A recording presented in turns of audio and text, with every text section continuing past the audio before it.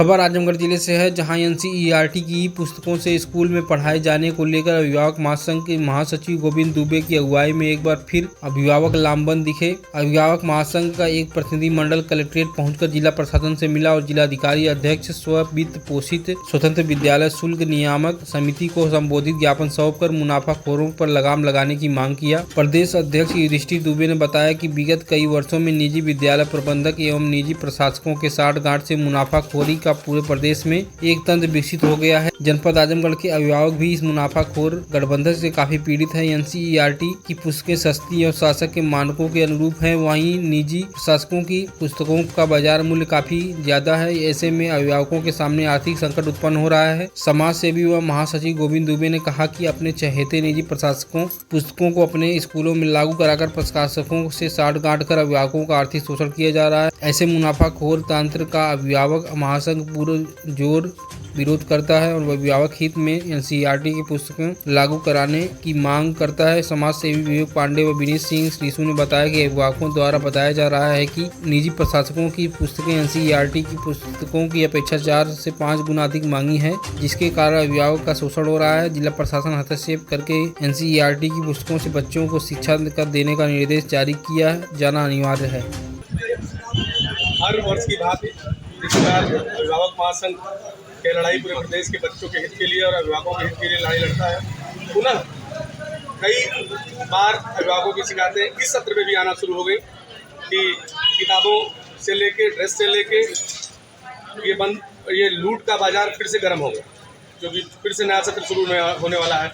कई विद्यालय जनपद में लगभग आधी से ज़्यादा फीस बढ़ा दी है। तो इन सब चीज़ों को लेके आज हम आजमगढ़ जनपद में जिलाधिकारी के समक्ष संगठन के लोग और आजमगढ़ जनपद के आम अभिभावक हम लोग एक साथ जिलाधिकारी को ये ज्ञापन देने के लिए आए हैं कि जो मुनाफाखोरी का बिजनेस इन लोगों ने शुरू किया है, जो कि हमारे संविधान में अनीति है। संविधान कहता है शिक्षा निःशुल्क है, तो निःशुल्क शिक्षा की बात ही खत्म, यहाँ तो शिक्षा टोटल व्यवसाय पे आधारित कर दी गई है निजी विद्यालयों द्वारा। सिर्फ अब मुझे लगता है बचा है आटा, चावल, गेहूं, अचार, नमक, तेल विद्यालय वालों को बेचना। और अब अगला कदम उनका यही होगा, क्योंकि जूते तक पहुंच चुके हैं, सर से टोपी से लेकर जूते तक पहुंच चुके हैं कि ये सब कुछ हमारे यहाँ से परचेज करना है। अब सिर्फ बच्चे के स्वास्थ्य का हवाला देके अब वो राशन और रोटी, चावल, दाल ये सब बेचने का काम करेंगे, क्योंकि हमारे विद्यालय की रोटी और चावल और अनाज खाएगा बच्चा तो आपका स्वस्थ होगा। व्यवसाय का लेवल विद्यालय वालों का यह चुका है। तो आज इसी के खिलाफ जिलाधिकारी को ज्ञापन देके प्रदेश सरकार तक ये सूचना देने का काम करने जा रहे हैं हम लोग। और अगर इस व्यवस्था पे अगर अमल नहीं होता है तो फिर आगे एक बड़े आंदोलन की तरफ हम लोग अग्रसर होंगे। जब एडमिशन का सत्र आता है तभी संगठन दिखाई देता है, उसके बाद पूरे साल गायब रहता है, क्या किस तरह से? तो संगठन अपना काम करता रहता है, चूँकि इस समय शिकायतें ज़्यादा आती हैं। जब अभिभावकों पे एक मोटे बजट का बोझ होता है तो उनको लगता है साल जैसे फीस हमने जमा की, फिर एक साल बीतता है, क्योंकि री एडमिशन हुआ, चाहे री एडमिशन के नाम पे तमाम नए नए नाम डाल दिए जाते हैं। तो उनसे अभिभावक जब पीड़ित होता है फिर एक साल बाद तो हमारा दरवाज़ा खटखटाता है, फिर हम मुखर होकर तब दिखते हैं आपको। अन्यथा हम संगठन के लिए हम लोग बैठ के और वो एक प्रवास के तौर पे काम करते हैं, ये उजागर करने वाली चीज़ नहीं होती। असर दिखाई देता है आप लोगों की आवाज़ उठाने का? क्या लगता है विद्यालय अगर की ये किताबें अगर एनसीईआरटी की लागू हो जाती हैं? नहीं, कमोबेश लागू हुई है, लेकिन इसको 100% लागू करने से हमारे जनता पे, हमारे अभिभावकों पे एक बड़ा बोझ कम होगा, जो कि आज उनकी मोटी गाढ़ी कमाई का हिस्सा इन मनमाने तरह से इन लुटेरों के पास जा रहा है, उससे वो वंचित होंगे। और बच्चों के मानसिक स्तर पे भी इसका प्रभाव पड़ेगा, क्योंकि बच्चे जानते हैं कि हमको बहुत मेहनत से और बहुत मोटी रकम देके पढ़ाया जा रहा है, तो उसका भी शिक्षा पे एक बड़ा बुरा इफेक्ट पड़ता है। वहीं अगर एनसीईआरटी की बुक लागू होगी तो एक बहुत कम पैसे में हमारा बच्चा, आपका बच्चा, समाज का बच्चा, प्रदेश का बच्चा और भारतवर्ष का बच्चा पढ़ने में सफल होगा और आगे। अच्छा, अगर आप लोग की मांगे नहीं पूरी होती हैं तो क्या संगठन का अगला कदम क्या होगा? मांगे पूरी नहीं होगी, हम जैसे हर वर्ष, जैसे आज विगत 12 सालों से हम अपनी लड़ाई लड़ते आ रहे हैं, निश्चित रूप से अगर सरकार, प्रशासन इस बात को चेतेगा तो बहुत ही अच्छा है, और नहीं करता है तो हम अभिभावकों से राय बात लेके अभिभावक को राजी करके विगत कई वर्षों में पूरे प्रदेश क्या पूरे देश में प्राइवेट प्रकाशकों और प्राइवेट स्कूलों के प्रबंधकों के बीच ये साठ-गांठ से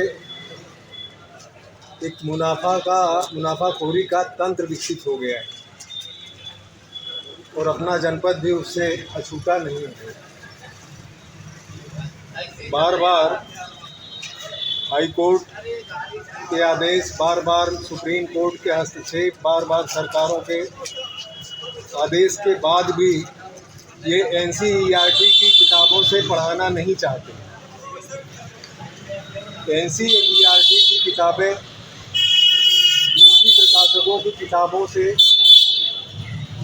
5-7 गुना सस्ती पड़ती हैं और यदि ये NCERT की किताब लागू कर दें तो अभिभावकों को काफ़ी राहत मिलेगी, लेकिन इनके मुनाफे पे बड़ा असर पड़ने वाला है। इसलिए ये तंत्र इस बात को हमेशा नकार देता है। तो हम लोग आज जनपद आजमगढ़ में जिला अध्यक्ष से मिलकर उनसे मांग करेंगे कि न्याय हित में, अभिभावकों के हित में, बच्चों के हित में प्रशासनिक हस्तक्षेप हो और NCERT की किताबों से ही शिक्षा दीक्षा दी जाए ताकि अभिभावकों को राहत मिले, क्योंकि NCERT की किताबें काफ़ी सस्ती हैं प्राइवेट प्रकाशकों की अपेक्षा। अभी कल हमने देखा जो बच्चे नर्सरी में नया एडमिशन ले रहे हैं वो अभी ABCD सीखने वाले हैं, क ख आ पढ़ने वाले हैं, उनके लिए किताबों का एक पैकेट है, पूरा पैकेज है जिसकी कीमत 3500 रुपये है। और ये किसी निजी विद्यालय का हाल नहीं है, प्रदेश भर के निजी विद्यालयों का यही हाल है कि नर्सरी में भी 8 से 10 किताबें खरीदनी हैं जबरदस्ती। क्या कारण है कि अभिभावक महासंघ बार बार इन बातों को उठाता है, लेकिन ये शिक्षा नीति, नई शिक्षा नीति के बाद भी चीज़ें लागू नहीं हो पा रही हैं? राजनीतिक इच्छा शक्ति का अभाव है। आपने अध्यक्ष का उल्लेख किया कि हम अध्यक्ष से मिलेंगे, किस अध्यक्ष से मिल रहे हैं? जिला अधिकारी से मिल रहे हैं। जिला अधिकारी से बात की हमने।